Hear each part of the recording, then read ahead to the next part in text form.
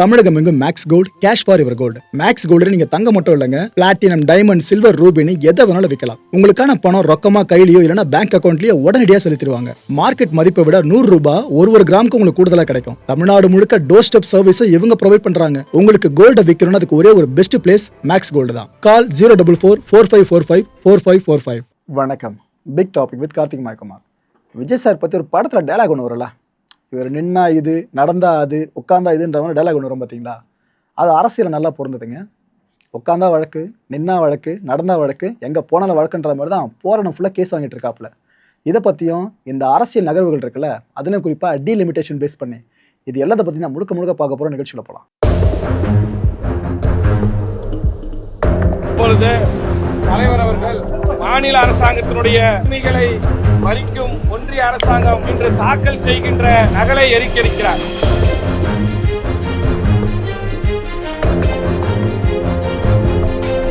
சென்னையில் தாவேகா வேட்பாளர்கள் ஆதரித்து விஜய் அவர்கள் பிரச்சாரம் மேற்கொண்டிருந்தார்ல, இதில் தீநகர் பக்கமாக அவர் போனதை கண்டிப்பாக பார்த்துருப்பீங்க. பெரிய பெரிய கட்டடங்களுக்குள்ளே இருந்து அவ்வளோ மக்களை வர பார்த்து அந்த காட்சியெலாம் பார்க்க அவ்வளோ பிரமிப்பாக இருந்துச்சு. எவ்வளோ கூட்டம் கூடுதுப்பா இந்த மனுஷனுக்கு அப்படின்ட்டு.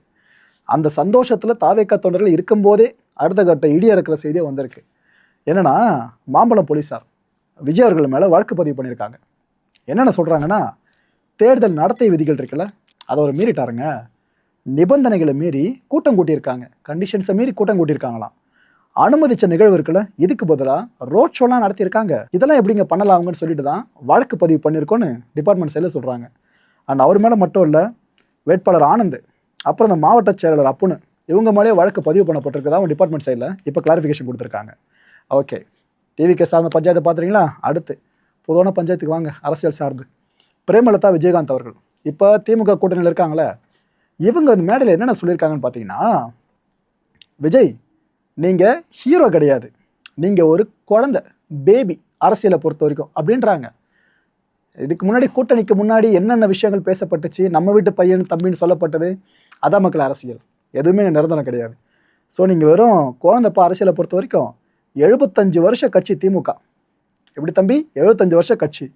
நீங்கள் இப்போ தான் வந்திருக்கீங்க, லாலிபாப் சாப்பிட்ற குழந்தை, சின்ன பேபி. நீங்கள் அரசியலை பொறுத்த வரைக்கும் முதல்ல உங்களோட வாக்கு வங்கியை நிரூபிங்க. அதுக்கப்புறமா வந்து 2 பேர் நடுவில் தான் போட்டியே, ஒன்று திமுக ஒன்று தாவேகான்றீங்களா, அதுக்கப்புறம் பார்த்தீங்கன்னா அப்புறம் டைலாக் பேசிக்கலாம். முதல்ல உங்கள் வாக்கு வங்கியை நிரூபிங்க, இல்லைனா மக்கள் உங்களை ஏற்றுக்க மாட்டாங்கப்பா அப்படின்னு சொல்லியிருக்காங்க. டு பி ஃப்ராங்க், நான் ஒரு கேள்வி கேட்குறேன்.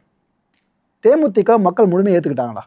ப்ரோ ஆமாம் ப்ரோ அப்படின்னு சொன்னீங்கன்னா அப்புறம் பெருசாக ஜெயிக்க முடியல. ஸோ அரசியலை பொறுத்த வரைக்கும் எல்லா விஷயமும் பேசுவாங்க, எல்லா தலைவர்களும் பேசுவாங்க. ஆனால் அவங்க சார்ந்த அந்த கேள்வி திரும்பும்போது தான் ரியாலிட்டி புரிஞ்சிடும் மக்களே.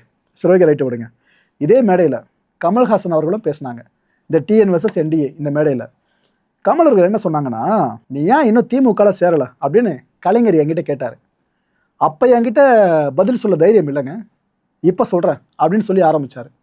எங்கே கொண்டு வந்து முடிச்சிருக்காரு தெரியுமா? இன்னைக்கு நான் இந்த குடும்பத்தில் சேர்ந்துட்டேன் அப்படின்றத உண்மைன்னு சொல்கிறாரு. இவர் இதை கிண்டல் பண்ண சொல்கிறாரா இல்லை உண்மையிலே சொன்னாரான்னு தெரியல. இந்த குடும்பத்தில் நான் சேர்ந்துட்டுன்ற மாதிரி வார்த்தையெல்லாம் இங்கே பயன்படுத்தியிருக்காரு. டார்ச் லைட் எடுத்து டிவியை உடைச்சி, அதெல்லாம் ஞாபகம் இருக்கா உங்களுக்கு? ஆக்சுவலாக ஸ்டாலின் அவர்கள் இவங்க பேசுகிறத கேட்டுட்டு இருப்பார்ல அமர்ந்து, அப்போ அவர் மைண்டுக்குள்ளே என்ன ஓடிக்கிட்டு இருக்கோம்? இவ்வளோ பேசுனீங்க, பட் பார்த்தீங்களா இதுதான் திமுக பேர் இயக்கம், கண்டிப்பாக இந்த பஞ்சு தான் அவர் மைண்டில் ஓடிட்டு இருந்திருக்கோம்.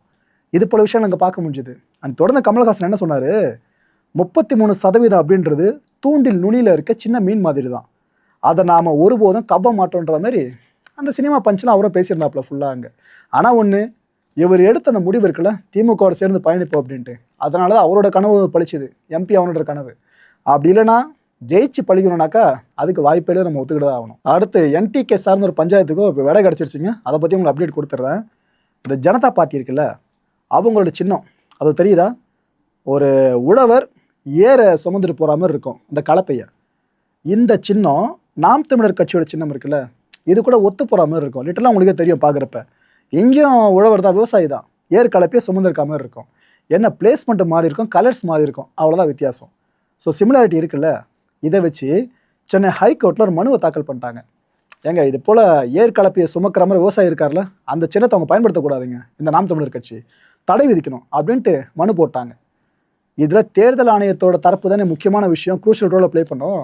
அவங்க கோர்ட்டில் என்ன சொல்லியிருக்காங்கன்னா, இல்லைங்க இந்த ஜனதா பார்ட்டிக்கு அங்கீகாரம் கிடையாது, அவங்க அங்கீகாரத்தை இழந்துட்டாங்க ஆல்ரெடி. ஸோ இவங்க அந்த சின்னத்தை பயன்படுத்துகிற உரிமை இப்போதைக்கு இல்லை.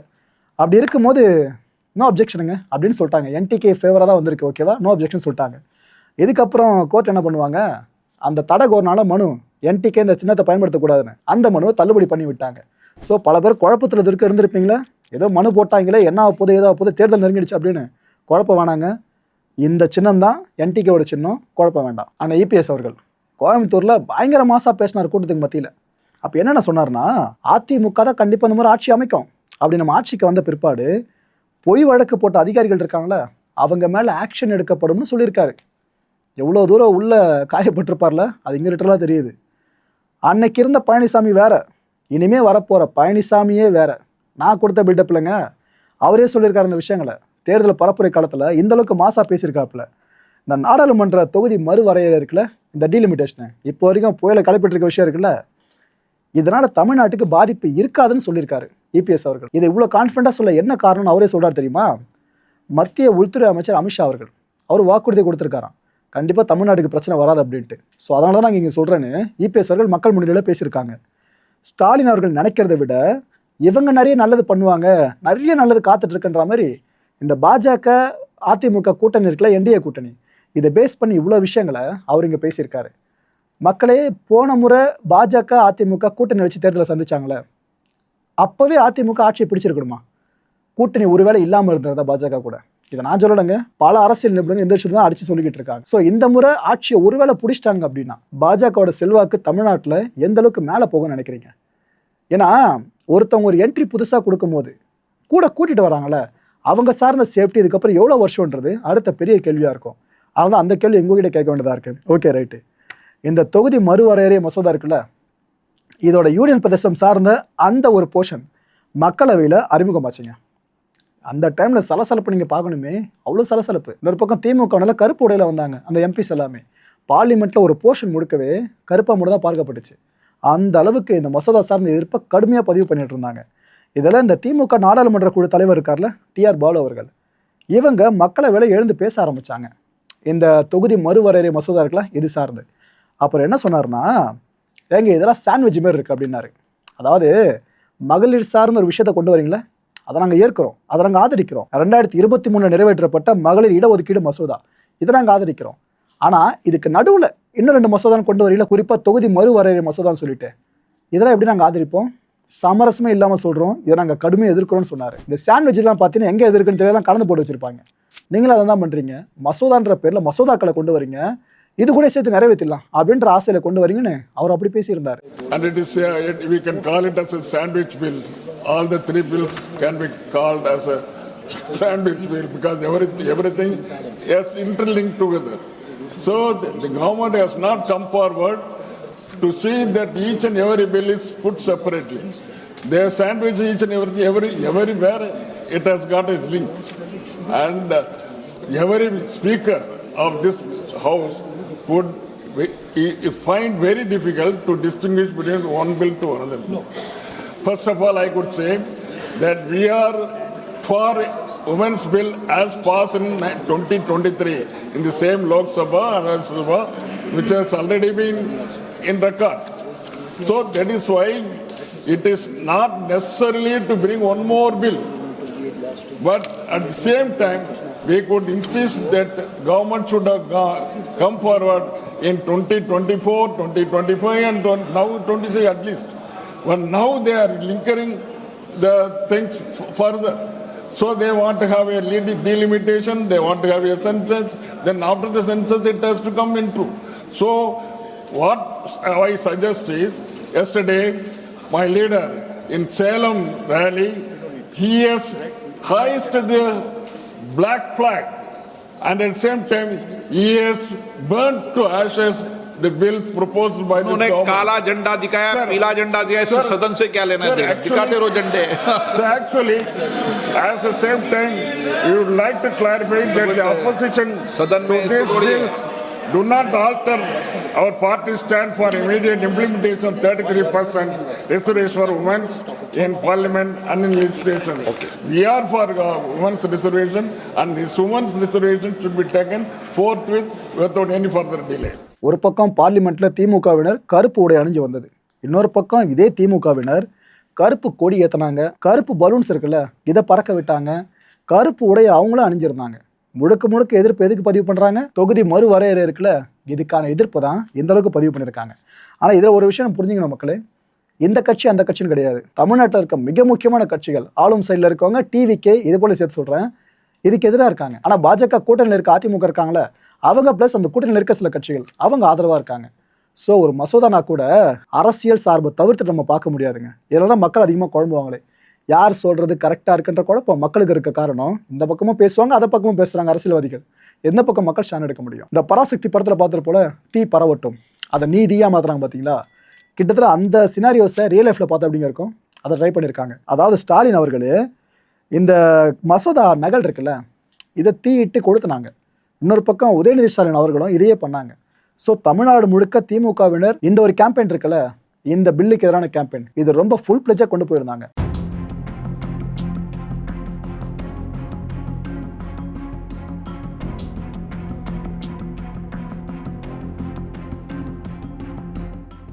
மாநில அரசாங்கத்தினுடைய உரிமைகளை பறிக்கும் ஒன்றிய அரசாங்கம் இன்று தாக்கல் செய்கின்ற நகலை எரிக்கிறார்.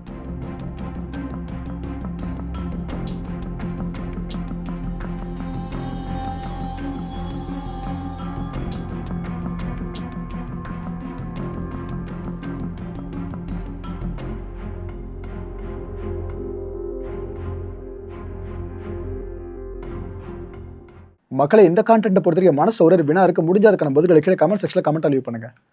இந்த டீலிமிட்டேஷன் இருக்குல்ல இதை நீங்கள் ஆதரிக்கிறீங்களா இல்லை எதிர்க்கிறீங்களா? இது வரைக்கும் என்னென்ன விஷயங்கள் நடந்திருக்கு இதை மனசில் வச்சு தான் உங்ககிட்ட இந்த கேள்வியை கேட்குறேன்.